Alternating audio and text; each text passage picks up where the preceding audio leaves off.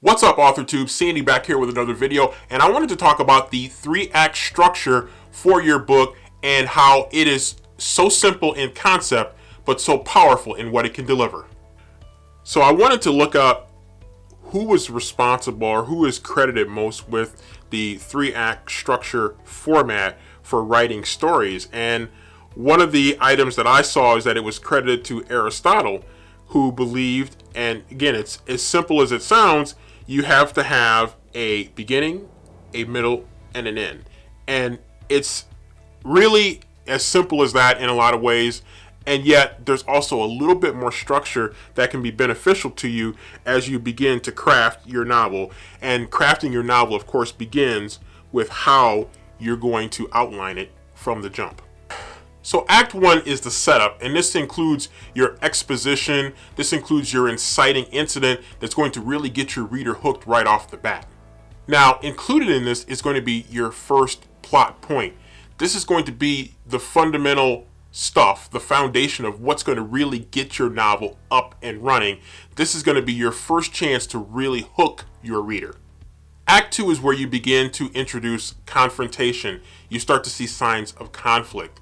You're getting toward the midpoint of your story, and so you want to introduce something where you begin to put your character through the early trials and tribulations as they begin to progress in the story. And so this is an important part of it, obviously, because you've already got things going with your first plot point, and now you want to start to put your character or your characters, your main character or characters, through some of the trials and tribulations that are going to help them become even more dynamic, more complex, and more interesting to your readers.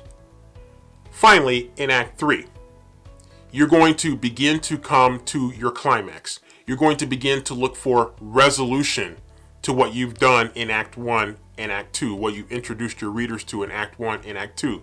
And then finally, you're going to get to the denouement of the story. And that's going to be bringing all the pieces of it together so that it makes sense and people start to see the bigger picture when they get to the end. Some things that maybe didn't make quite as much sense earlier on are now you're going to see the big picture as it finally comes together. It's like when you watched an old episode of one of my favorite classic TV shows, Murder, She Wrote.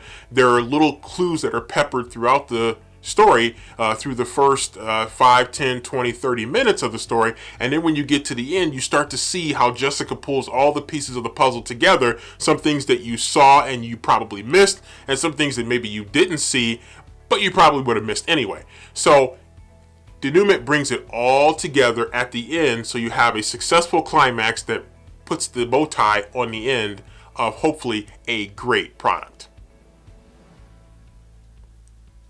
So that's a quick overview of the 3-act structure format for your book. It's really simple and yet powerful at the same time, and it could be beneficial to you.